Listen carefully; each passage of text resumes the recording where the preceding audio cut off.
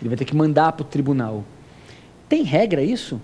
Existe. Está no artigo 463, que não de forma muito clara, mas para quem interpretar corretamente vai verificar, o 463 diz que o juiz, ao proferir a sentença, somente poderá alterá-la.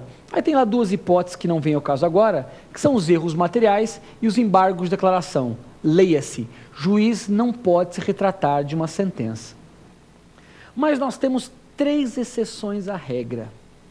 Existem 3 situações, 3 tipos de sentença que o juiz, ao proferi-las, e a parte, portanto, apelar, pode o juiz, ao ler a apelação, se retratar.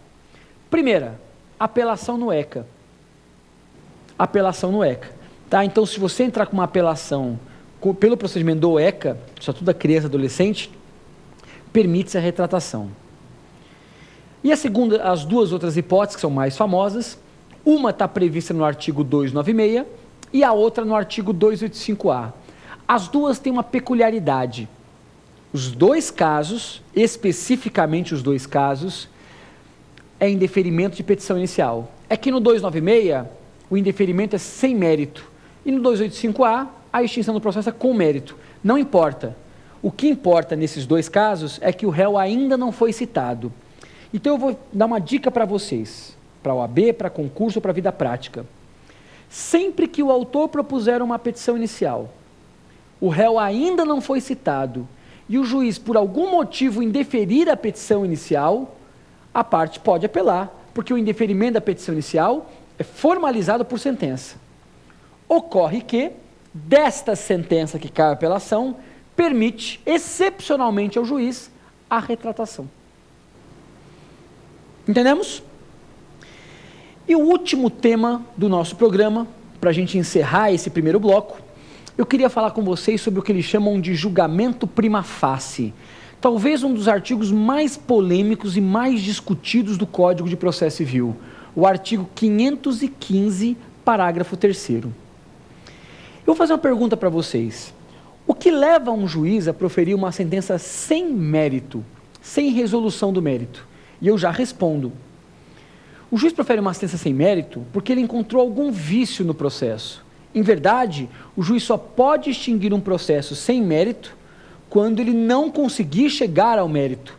E para que ele consiga chegar ao mérito, que é o direito conflituoso, nosso Código de Processo Civil fala que mérito é sinônimo de lide, ou seja, é a pretensão qualificada pela pretensão resistida, aquilo pelo qual as partes foram ao judiciário. O juiz só pode julgar o mérito se o processo não estiver nenhum problema, não tiver nenhum vício, no sentido de falta de pressuposto processual ou falta de uma das condições da ação. Mas se o juiz verificar um vício, ele não pode avançar no mérito. Ele tem que fazer o quê? Extinguir o processo sem resolução.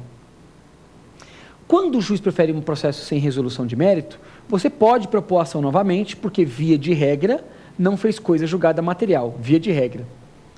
Mas você pode também apelar desta sentença. É possível que você apele desta sentença. Quando você apela dessa sentença, o que você vai querer explicar no tribunal? Que o vício não existe, que o juiz decretou um vício que não existe. De ordinário, pelo tantum devolutum quanto apelatum, o que o tribunal pode fazer?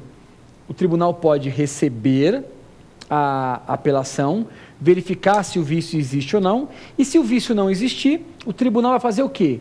Anular a sentença para que seja proferida uma nova. Só que desde 2001, o tribunal pode aplicar uma regra diferente. Vejam só, o autor apelou para o tribunal, ou o réu apelou para o tribunal, mas geralmente é o autor que vai apelar, essa questão é clássica, o autor vai apelar para o tribunal, dizendo que o vício não ocorreu. Chegando no tribunal, o tribunal olha e fala, de fato o vício não ocorreu. Consequência lógica, o tribunal ia remeter os autos ao primeiro grau novamente, para que o juiz de primeiro grau, partindo da premissa que o vício não existe, julgar o mérito. Mas o tribunal olha e fala, a matéria discutida aqui entre autor e réu é matéria exclusivamente de direito. Ou seja, se eu mandar lá para baixo, não vai ter provas em audiência, não vai ter depoimento pessoal, testemunha, perícia, nada. Compulsando os autos, eu já tenho condição de julgar. Então a matéria está em condições de imediato julgamento. Então eu, tribunal, vou julgar o mérito como se primeira instância fosse. Meus amigos, olha que questão interessante. O tribunal recebe uma apelação contra uma sentença terminativa. O tribunal afasta o vício e avança no julgamento de mérito. E por que não dizer, ele verdadeiramente julga extra petita, mas é um extra petita autorizado. Talvez alguém olhe para mim e faça o seguinte questionamento: isso não ofende o duplo grau de jurisdição? Ofende. Mas isso quer dizer então que ele é inconstitucional? Não. O fato de você ofender um princípio, ofender um valor, não quer dizer que aquilo que você esteja discutindo seja um valor menos importante. Então, na verdade, sempre princípios são colidentes e sempre existe um critério de preponderância um sobre o outro. Então é muito importante vocês entenderem que é perfeitamente possível hoje o tribunal julgar a matéria como se primeira instância fosse. Mas para que isso possa ocorrer, é necessário que se preencham 3 requisitos. Primeiro, a sentença, obviamente, tem que ser sem mérito. E há entendimentos dizendo que por prescrição e decadência seria possível, não vamos entrar nessa discussão agora. Segunda possibilidade, que a matéria seja de direito, ou seja, que não demande dilação probatória. E terceiro, que a matéria esteja em condições de imediato julgamento. Vale dizer que o tribunal entenda que a matéria esteja madura para julgamento. Aí é uma discussão, até que alguns autores falam do que deveria ser maduro ou não.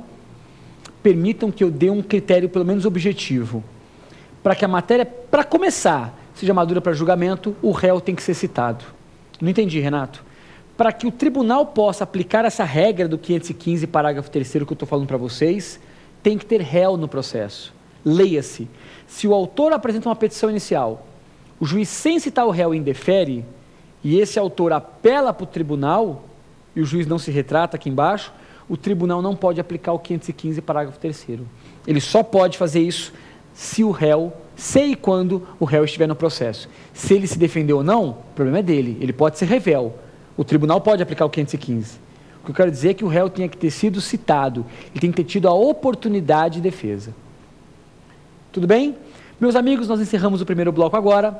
Vamos para o segundo bloco. Pergunte ao professor. Muito obrigado, até daqui a pouquinho.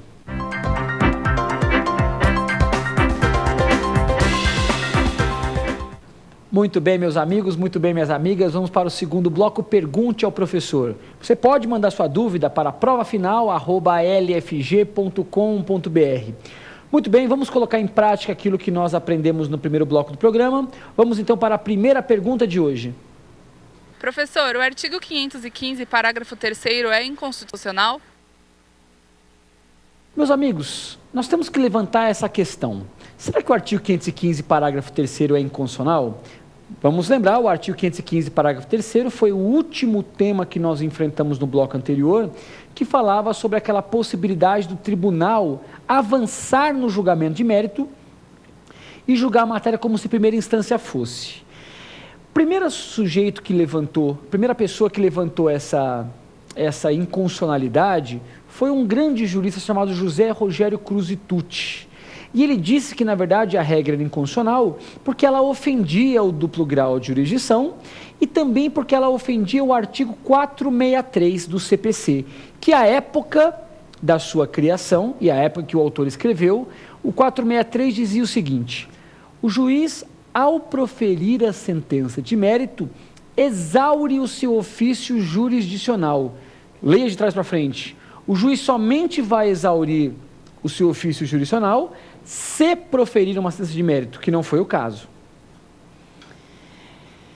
O professor Nelson Neri, que hoje já mudou de opinião, também quando a concepção da regra, disse que o problema era de competência funcional.